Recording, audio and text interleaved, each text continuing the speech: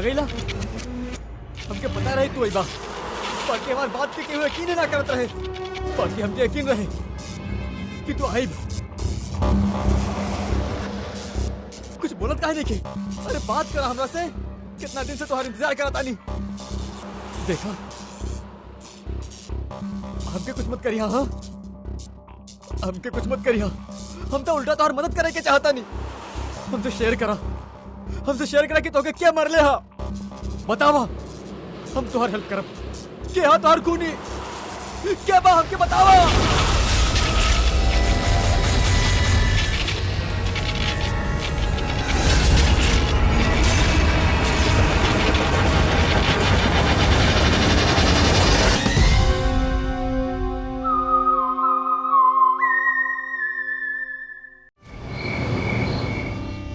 छाया, अब आप अच्छा से सो जाइए। कल आपकी मम्मी सवेरे आपके पास आ जाइए। Good night.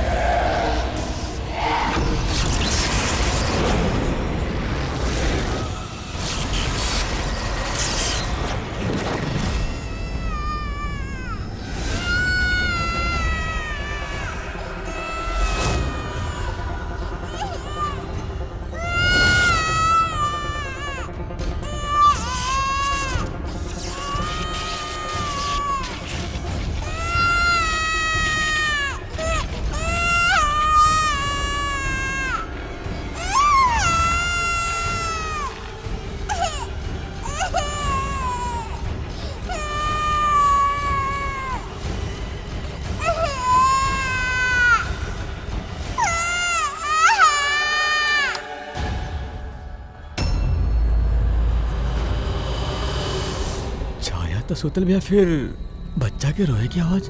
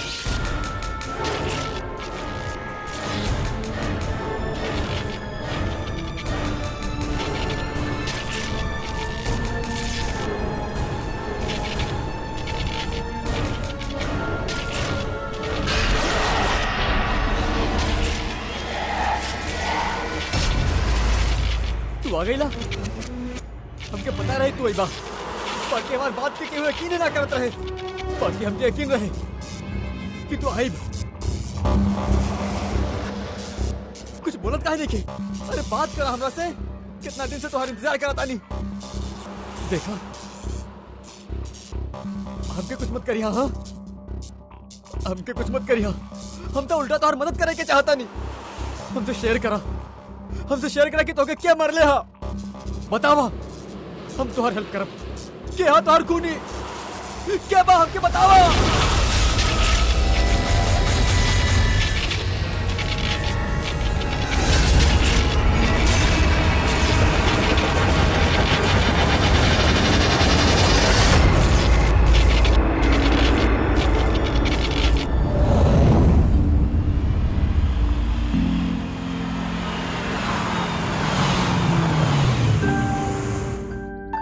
हाँ माँ। माँ हम बस अभी पहुँचनी है। माँ हमके बहुत बुरा लगा था, आप पूरा तरह से ठीक भी ना भईनी और हमके आवे के पड़ल। कौनो बात ना बेटा, हमके तो हर जरूरत पड़ी तो हम फिर से तरह के अपना पास बुला ले। ओके माँ, हम फ्री होके कॉल करत आनी।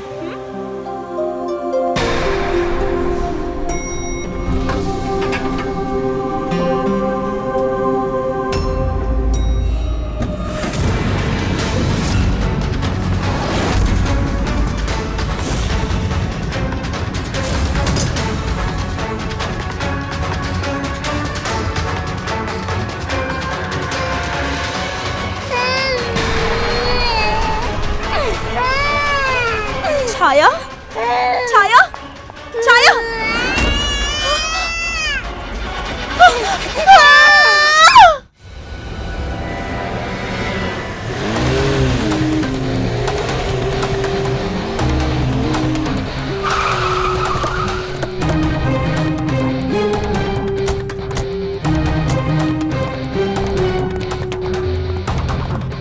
हमके लागत रे पागल हा, कुछ भी बोले जा रहा हा। बाकी अभी वो झूठ नहीं खे बोल रहल, सच में ओकरा पीछे कोनो आत्मा रहल। का आत्मा वात्मा वैसन कुछो नहीं के होत, हम इस बात में यकीन ना करेनी। अरे उ तो पागल रहे, ई सभी पागल हो गए तबे ओकर बात कर रहल बाड़े। ना ना पागल तो ना रहलू। अभी पिछला बार जे वो बवाल कैलस ओकरा बाद गइल रहनी हम ओकरा घर, एकदम सही रहलू। पता ना इतना बेरहमी से के मरले हो कि ओकरा के। जे कुछ भी भइल है ना, ओके देख के तो यह लगा था कि ई कोनो आत्मा के काम हा। नाना हमके तो ऐसा लगा था कि जैसे हमने के सोसाइटी के केहू के ना बुरा नजर लगल होके। आई होप कि पागले होके कहीं सचमुच आत्मा बताओ के चक्कर भइल था। सीआईडी में होके बेकार के बात मत करा, समझला? सॉरी सर।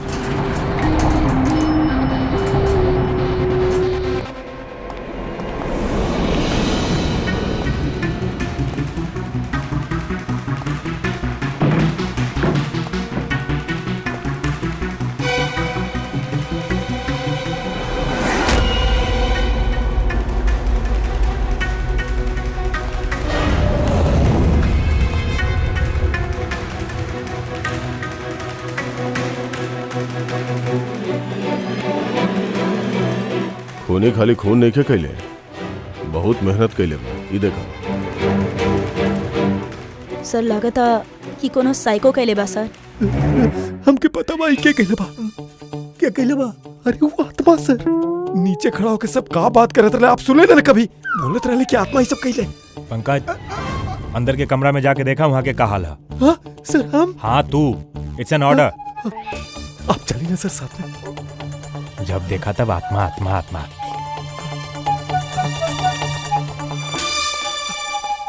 बॉडी के बहुत बुरा हालत कैले बा, सारा हड्डी तोड़ देले बा। सर हमके लगा था कि एकर मौत एकर गर्दन टूटला के वजह से भइल बा। या तो केहू एकर गला दबा के मरले बा और वही में एकर गर्दन टूट गई होगी, या फिर एकर सर पे चोट करके एकर जान ले लिहल गइल बा और ओकरा बाद गर्दन तोड़ देला। सर बाकी ए तरह गर्दन तोड़े खातिर बहुत ताकत चाहिए, ई कोनो कमजोर आदमी के काम नहीं खे। सर सर सर अंदर दोनों कमरा के सेल्स, वार्डरोब, लॉकर्स सब अपन जगह पर बा, वहाँ तोड़ फोड़ के कोनो निशानी नहीं है सर। लागत ही रहे खूनी के मकसद चोरी नहीं खे, जे केहू भी है खाली एकर जान ही लेवे चाहत रहे। सर बाकी एगो बहुत अजीब चीज है सर। का? ऐसा लगा था कि अंदर दोनों कमरा में से छोटा छोटा चीज के यहाँ लाके जानबूझ के तोड़ल गई है।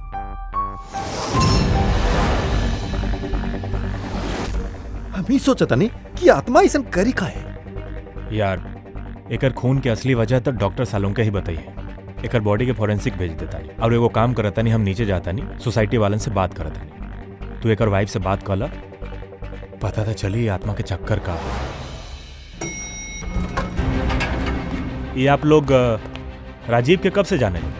सर कुछ महीने पहले यहाँ रहे आयल रहे। पहले तो सब कुछ नॉर्मल रहे, बाकी बाद में का साफ साफ बताई, बाद में का? सर बाद में अजीब अजीब बात करे लागल रहे और अभी 10-12 दिन से तो पागले हो गल रहे। पागल ना सर ना, राजीव पागल ना रहे। तो फिर का तारा भी लगता ये घर में कोनो आत्मा है। राजीव जब से ही आत्मा और आवाज की बात करत रहे, हमके लगल कि शायद वो अपन डिप्रेशन की वजह से। डिप्रेशन? हाँ, उनका पहले भी एक बार डिप्रेशन हो चुकल रहे। उस समय उनका बर्ताव बहुत बहुत अजीब हो चुकल रहे। बाकी सारी बात के खातिर हम उनके डॉक्टर के पास ले गए रहनी, वो दवाई भी लेत रहे। फिर एक रात का भल रहे हो रात? बोला। मधु, मधु हम फिर से आवाज सुननी। मधु, हम फिर से वो आवाज सुननी। कैसन आवाज? हम तो एजा बानी, हम तो कोनो आवाज ना सुननी। अरे जब हम कहा था नहीं कि आवाज सुननी तो सुननी, मानी ना हमारी बात। राजीव, एक सेकेंड, आप अपन दवाई लेनी। एक दवाई से का ताल्लुक? हाँ हम दवाई ले लेनी, बाकी हम कहा था नहीं कि हम आवाज सुननी है। राजीव प्लीज मत मानिए हमारी बात, मत मानिए हमारी बात। जब हम कहा था नहीं कि हम आवाज सुननी सुननी सुननी, हम आवाज सुननी, आवाज हमके आ रहल बा, हम बोल रहल बानी। हमके लागली आत्माई आवाज जेकर राजीव बात कर रहल बाड़े, ई सब ओकर भ्रम बा। हमके ना लागल कि ई सब सच हो जाए। अच्छा राजीव जी आवाज सुनत रहे, ई एकरा बारे में कुछ डिटेल में बता सकेलू तू? कुछ ना पता हमके। अच्छा, अब उनकर कोनो खास दोस्त जेकरा से हमनी के राजीव के बारे में कुछ पता लगा सकी? खास दोस्त तो नहीं के, बाकी एको विनीत बा, उहे हमनी के फ्लैट दिलवाइले रहल। विनीत? हाँ सर, सर हम ही उनके घर दिलवाए रहनी 11 महीना की लीज पे। सर हमारा तो काम ही यही बा। अब एकरे पहले भी हम कई लोगन के उ घर दिलवा चुकल बानी, बाकी आज तक केहू ऐसा कुछ भी ना कहलस। का नहीं के कहलस? सर यह के ये घर ठीक नहीं खे और यहाँ पे आत्मा है। का राजीव ऐसा कहलस? सर पहले तो तमीज से बात करत रहल, फिर चीखे चिल्लाई लागल और धमकी भी देवे लागल।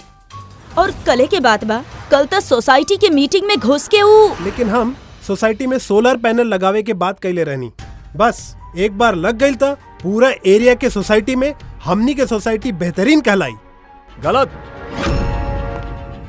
गलत कहा था नहीं आप, इस सोसाइटी एकदम बकवास है। आपका भाई मिस्टर राजीव? अभी तक तो कुछ ना भइल, बाकी जरूर कुछ होके वाला है और इस सब के जिम्मेदार आप सब हो खब। अरे आप सब मिलके हमरा से इतना बड़ बात काहे छिपाइलस? स्पेशली विनीत, तू धोखा देले बाड़ा हमके। कवन झूठ मिस्टर राजीव? का आपके आज के मीटिंग के बारे में पता ना रहे? आपके खून के बारे में पता रहे? खून? जे हमारे फ्लैट में भइल हा।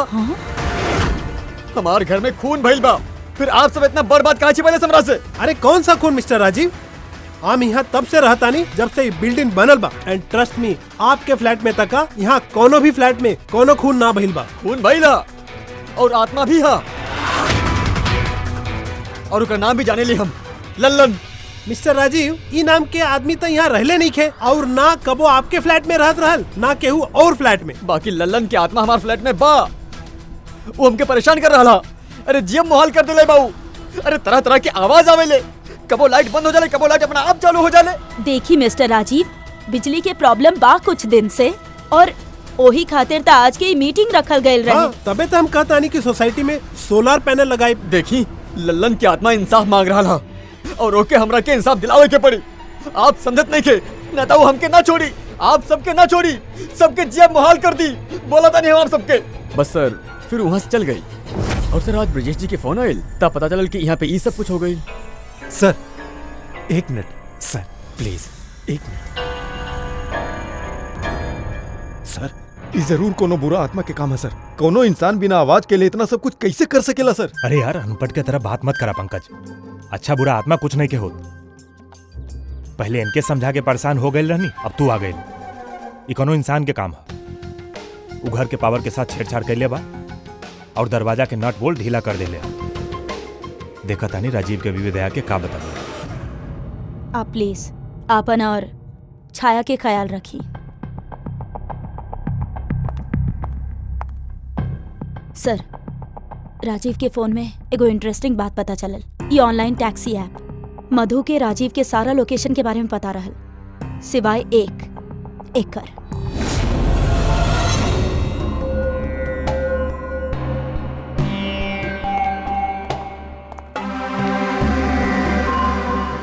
माधव जी,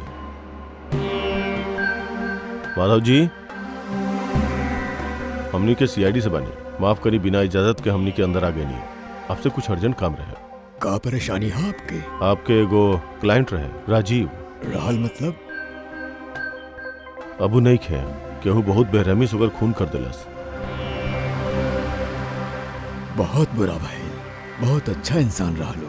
हमके मालूम रहल के ओकर मानसिक स्थिति कुछ अच्छा ना रहल। आप राजीव के बारे में कुछ और बता सके नहीं क्या? एक दिन वो हमके अपने घर लेके गई। ओके कुछ आवाज सुनाई देत रहे। ओके लागत रहे कि कौनो आत्मा ओकरा घर में है, बाकी ये ओकर वहम रहे। हम वो घर में रहनी, ऐसा कौनो बात न रहे। तसल्ली खातिर हम ओकरा के एगो काम देनी कि रोज के दिनचर्या एगो डायरी में भरा। डायरी? बाकी हमने के ओकर घर से ऐसा कोनो डायरी ना मिला। मिले कैसे? वो डायरी वो परसों हमरा के लाके देलस। बाकी ओकर लिखावट इतना खराब रहल कि हम कुछ पढ़ ना पाइनी। ललन के बारे में कुछ लिखा ला डायरी में? सर लिखल था बा का? बाकी वो पोर्शन में जहाँ राइटिंग बहुत ही खराब बा। जैसे ये देखिए, ड्राउंड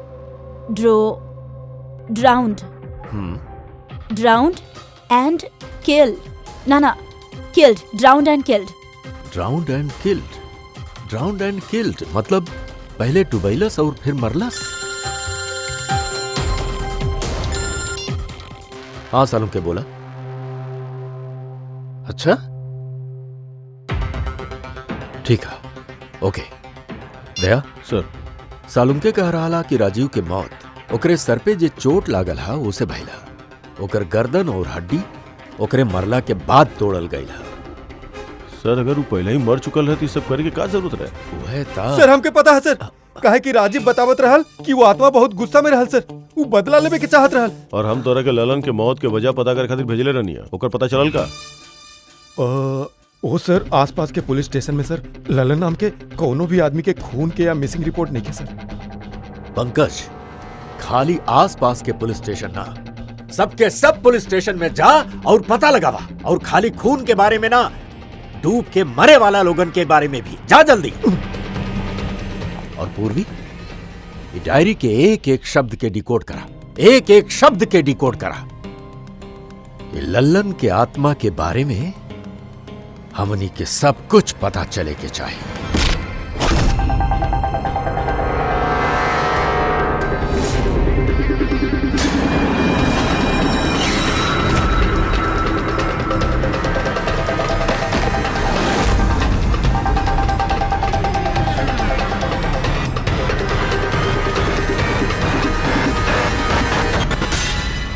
सर दूगो और वर्ड्स मिलल, ज्वेलरी स्टोर। सर ये वर्ड्स के कनेक्शन भी वो आवाज से बा जे वो सुनत रहे। काहे कि इहो लल्लन ड्राउंड एंड किल के पास ही रहल, और जब भी वो आत्मा और आवाज के बारे में बात कैलस या लिखल है, ओकर हैंडराइटिंग बिगड़ गई। सर ललन के लाश मिलल है सर, ओकर पोस्टमार्टम हो गई सर। कल रात को वो नाली में डूब के मर गए। व्हाट? कल रात के? हाँ सर। सर अगर ललन कल रात के मरल बा तो ओकर आत्मा राजीव से कैसे बात करत रहे? वह था सर ललन चोर रहल, तिजोरी तोड़े में एक्सपर्ट। बहुत सारा तिजोरी तोड़ के वो लूट ले बा सर, और इस सिलसिला में कई बार वो जेल भी गईल बा।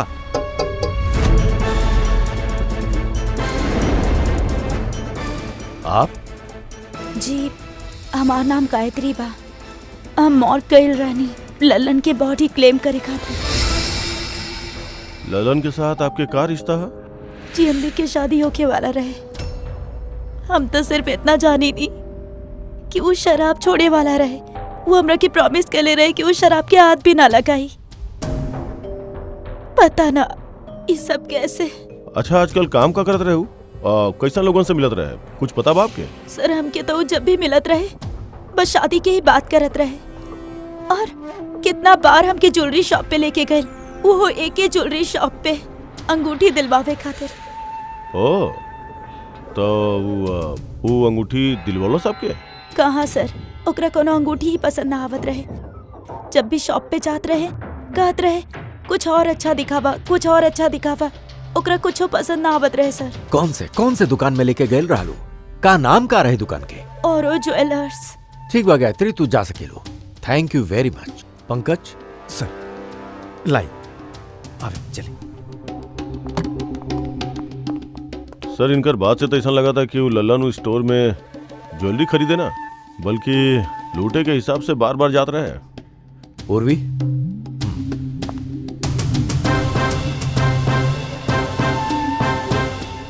सर सर ओरो ज्वेलर्स कोनो चोरी या लूट के रिपोर्ट तो लिखवेले ही ना।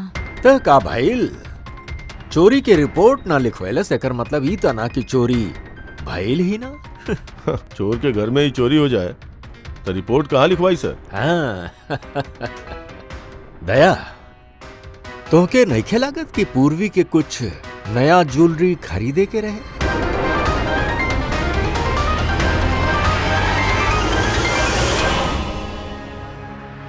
ये सब तो बहुते आम बा, कुछ भी अच्छा नहीं खे। चली चलल जा। अरे मैडम रुके रुके, मैडम का चाहिए आपके? एगो मौका तो दी।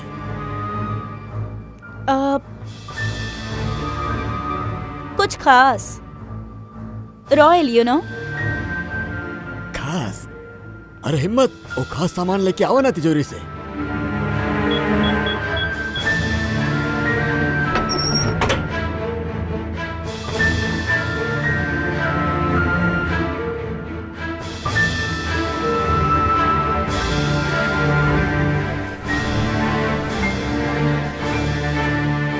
डिस्काउंट भी हो जाए, बाकी कैश पेमेंट करे के पड़ी। एकर बिल ना दे रहा,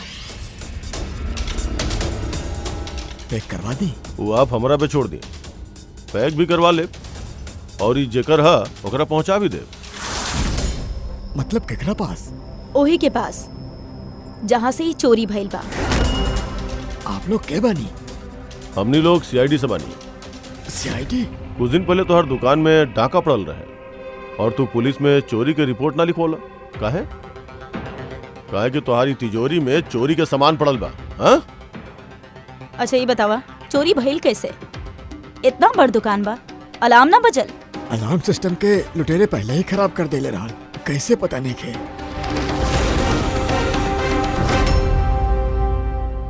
पूर्वी, तो यहाँ के अलार्म सिस्टम और लॉकर के डमी मॉडल लेके फॉरेंसिक लैब में जा और डॉक्टर सालुंखे की मदद से ही पता करके कोशिश करे कि अलार्म फेल का है भाई। तब तक हम और फ्रेडी यहाँ के अलार्म सिस्टम चेक करते हैं।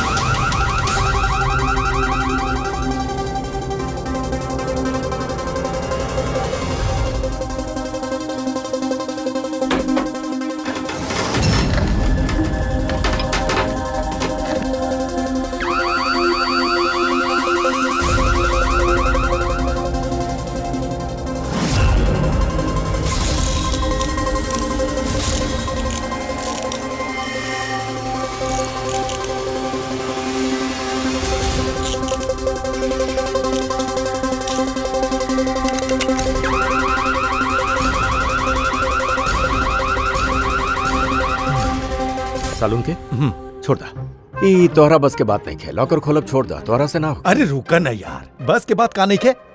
ये तिजोरी अब तक यही से ना खुलत रहल, काहे कि अब तक हम लल्लन की तरह सोचत रहे। बॉस अब हम सालुंखे के दिमाग लगाते हैं।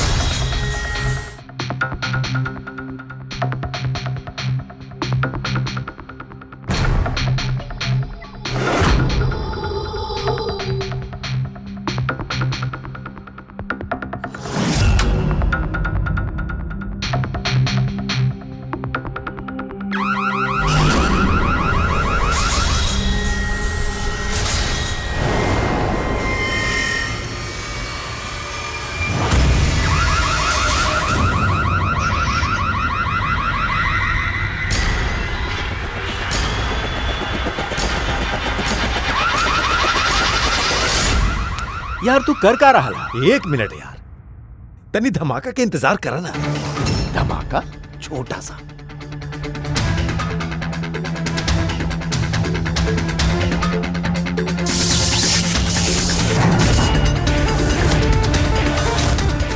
अभी सेफ के अलार्म डिसेबल हो गई। अब चाहे करा ब्लू टॉर्च से, स्क्रू बार से एकरा कोनो कोड से या कोनो और भी तरीका से एके खोलल जा सकेला।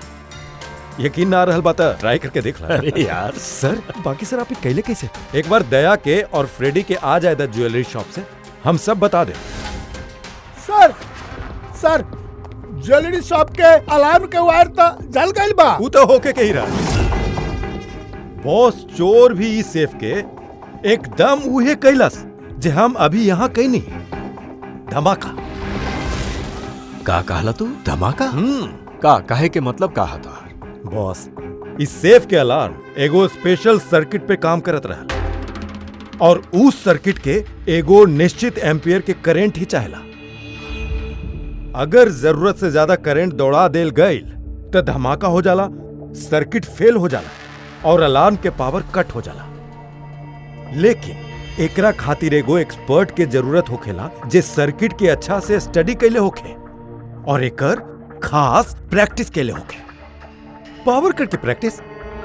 सर राजीव के बिल्डिंग में बार बार पावर कट होत रहा सर। एकर मतलब है कि वहाँ बिल्डिंग में बिजली के ही एक्सपेरिमेंट करत रहे। एकर मतलब इहो भी हो सकेला दया कि ओइजे कोनो आत्मा नहीं खे।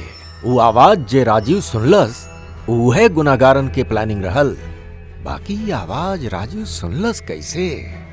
फिर ऊ के हा जे ही सब एक्सपेरिमेंट करता।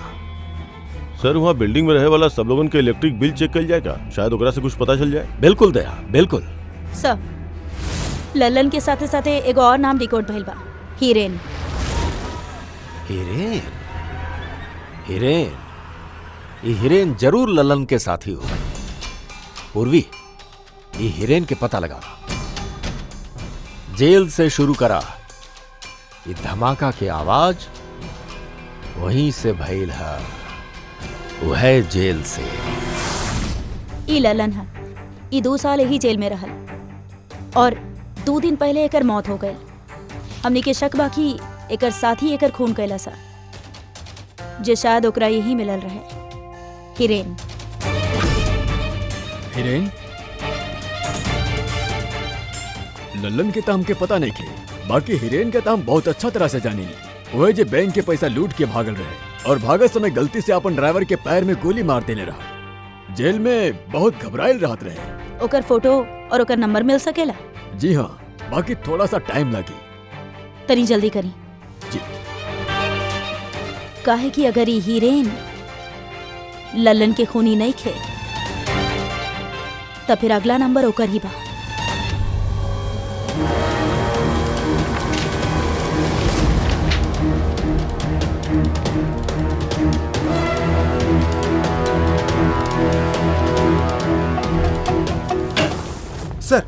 सर बिल्डिंग में जितना भी फ्लैट है ओकर इलेक्ट्रिसिटी मीटर और कुछ महीना पहले के बिल हमने चेक कई नहीं है सर। ऐसा कुछ एबनॉर्मल ना आई रहे बिल्डिंग में सर। हमने के ना लगा था कि कुछ गड़बड़ बा। हाँ सर।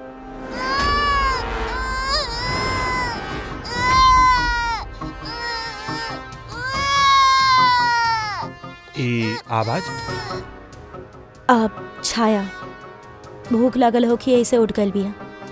हम आवतानी सर।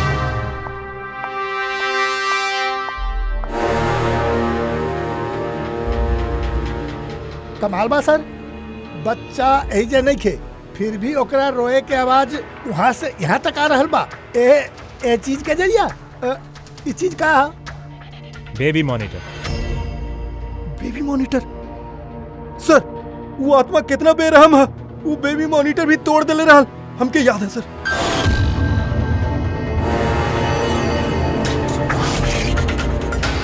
दया तू भी हुए सोच रहल बा जे हम सोच रहल बानी? सर आप दोनों जो सोच रहल बानी तनी हमनी के भी बताई ना। देखा फ्रेडी, बेबी मॉनिटर जे बारे ई वॉकी टॉकी रेडियो जैसे डिवाइस ना है। एगो बेबी के कमरा में है और एगो आपके पास। बेबी चाहे जितना भी दूर होके ओकर आवाज ही मॉनिटर तक आ सके। बेबी के कमरा में कुछ भी होकी एह मॉनिटर से हमनी के पता चल जाई। समझला कुछ?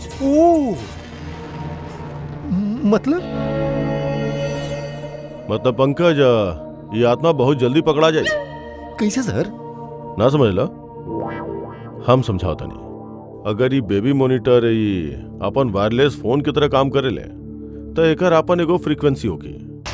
अगर वहाँ आसपास कोनो और डिवाइस है उहे फ्रीक्वेंसी के, तो ये बेबी मॉनिटर उ फ्रीक्वेंसी के कैच कर लिए और वहाँ पे जौन आवाज बा यहाँ पे आ सकेला। आप कुछ समझ में आयल? थोड़ा देर में समझ जाए सर। यार तू ज्यादा समझा मत, समझला? तू जा फॉरेंसिक लैब, डॉक्टर सालुंके से मिला, उ तोहके एगो डिवाइस दही, तू लेके आवा, हम उनसे फोन पे बात करे देनी।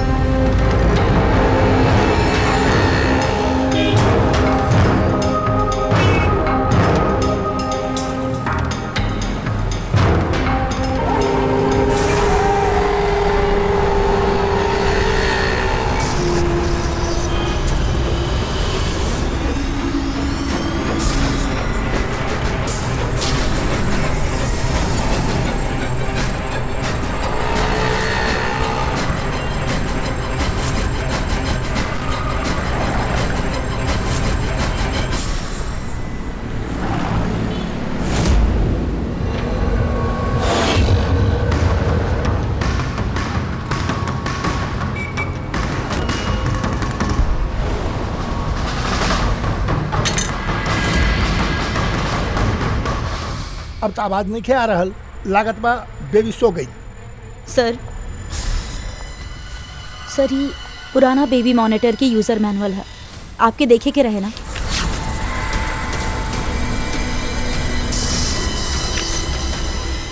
हम लोग एकदम सही सोचत रहनी।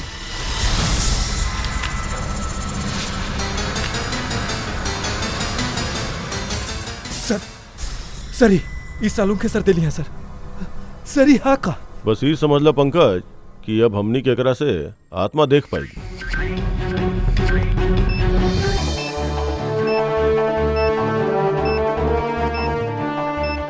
दरवाजा बंद कर ला, कहीं आत्मा अंदर ना आ जाए।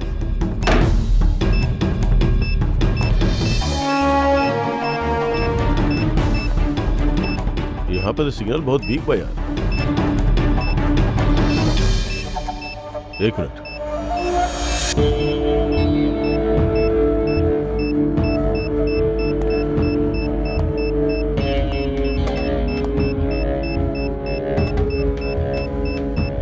लागत ना रहे कि असली आत्मा इतना जल्दी दर्शन दे दे। चला अब राजीव के आत्मा से कर बात करा दे।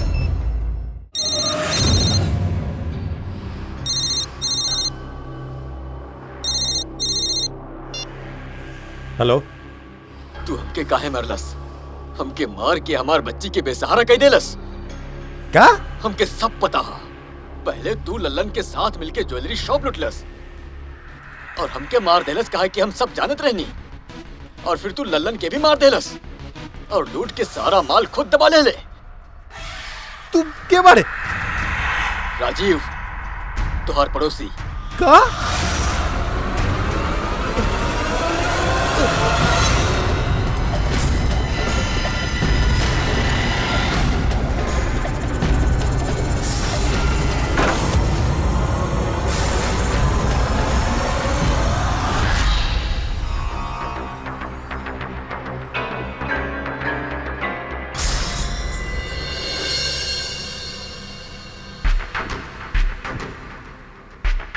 हिरेन, तू ए अरुण के जानेला? एकरा बचावे की कोशिश मत करा। का तू भूल गईला कि तरह जान से मारे वाला रहल? अरे मैडम, हम कहनी ना हमें को शरीफ आदमी बानी और ये चाकू हम अपन सुरक्षा खातिर रखे नहीं। ए, चुप। तोरा से क्यों कुछ पूछलस? हाँ? जब पूछल जाए तबे मुंह खोलिया, समझला?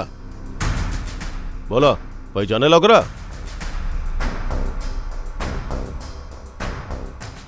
चला कौनो बात नहीं खे, ना पहचाने ला था। बाकी अब तोहरे सामने एगो दूसर आदमी पेश करत आनी। ओकरे साथ तू और ललन मिल के ज्वेलरी शॉप लुटले रहला। फ्रेडी,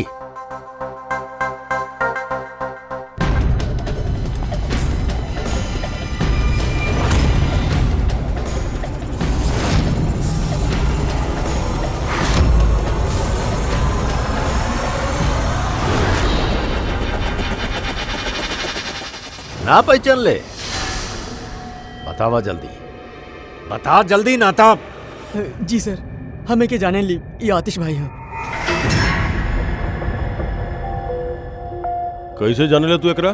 जी ये हमरा के एगो काम देले रहले। कैसन काम? जी ज्वेलरी शॉप के लूटे के काम। ये कहले रहले कि ये अलार्म संभाल ले हैं, हमने के खाली तिजोरी तोड़े के। हाँ बाकी असली प्लान कुछ और ही रहे कर। ये ललन के मरले बा और ओकर हिस्सा भी खुदे रख लेला। ना सर ना, ऐसा कुछ नहीं खे सर। सर हम केहू के ना मरनी सर। सर सर ही काम खातिर तो हम अरुण के हायर कर ले रहनी। ए चुप, ना तो हम तहार मुंह तोड़ दे। सर ही झूठ बोल रहा बा, हम तो सिर्फ एक खून कहनी है हुल्ललन।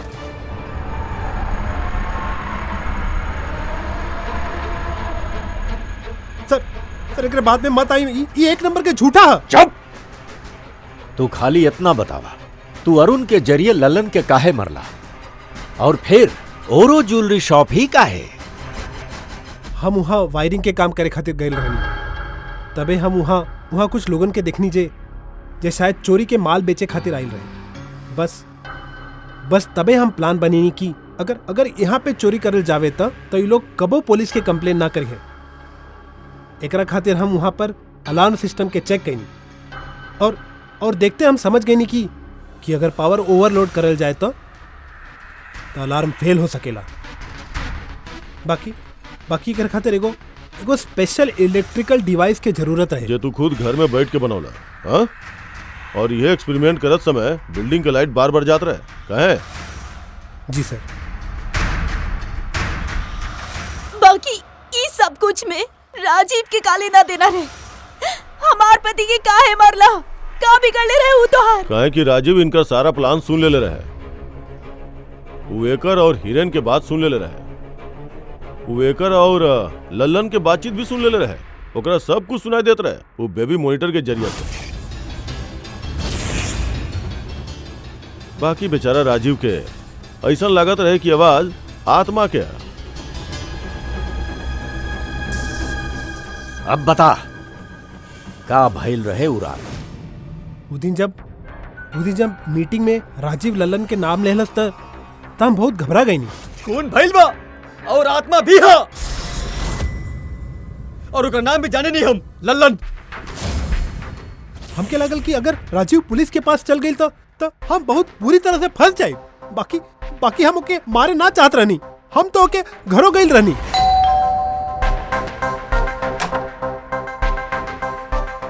हाय आई एम आतिश, हम आपके पड़ोसी बानी और नीचे वाले फ्लोर में रहनी। आप लोग नया आयल बानी तो कोनो भी तरीका की कोनो भी प्रॉब्लम होके तब प्लीज लेट मी नो। ये घर में जरूर कोनो गड़बड़ है। अजीब सी आवाज सुनाई देले। ऐसा लागेला कि केहू कुछ कहे के चाहेला हमरा से। आवाज कहाँ से? पूरा घर से, खास तौर पे वो कॉरिडोर से।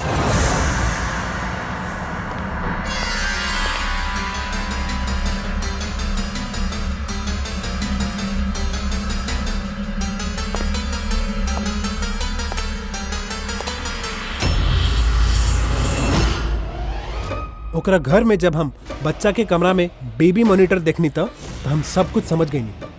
काहे कि वही तरह के बेबी मॉनिटर हमरो घर पर बा। अच्छा, हम समझ गए नहीं कि वो एक्सीडेंटली हमार पूरा प्लानिंग सुन सकेला। यही से बेबी मॉनिटर के खत्म करल बहुत जरूरी रहे और साथ में राजीव के भी। अरुण तो ललन और हिरेन के मारे वाला ही रहे। अगर राजीव पुलिस के पास चल जाता तो हम बहुत बुरी तरह फंस जाती। यही से हम काम के ऐसा अंजाम देनी कि सबके राजीव की आत्मा के बाद सच लगे। और यही खातिर तू राजीव के मरला के बाद भी ओकर गर्दन और हड्डी तोड़ देला ताकि देखे वाला के लगे कि कोनो इंसान के काम नहीं खे, है ना? सर हम अपन तरफ से तो प्लान एकदम फुल प्रूफ बनैले रहनी। बाकी पता ना गलती कहाँ भाई। डायरी वो तो हम छुपा देले रहनी। जौन डायरी तू गायब कइला ओकरा में कुछ ना रहे। पहला वाला डायरी हमनी के पास बा और ओकरे जरिए पहले लल्लन और फिर हमनी तोहरा तक पहुंच गई। तू खुद भी भी तो एगो पिता बाड़ा। खुद के बचावे के खातिर तो एगो बच्ची से ओकर पिता के छीन लेला। खाली एक्के बच्चा के ना, दू बच्चन के बाप छीन लेला। अब तोहार बच्चा तोहार पत्नी के पास जाई। और तू सब जाइबा अपन असली जगह, जेल। रेडी पंकज?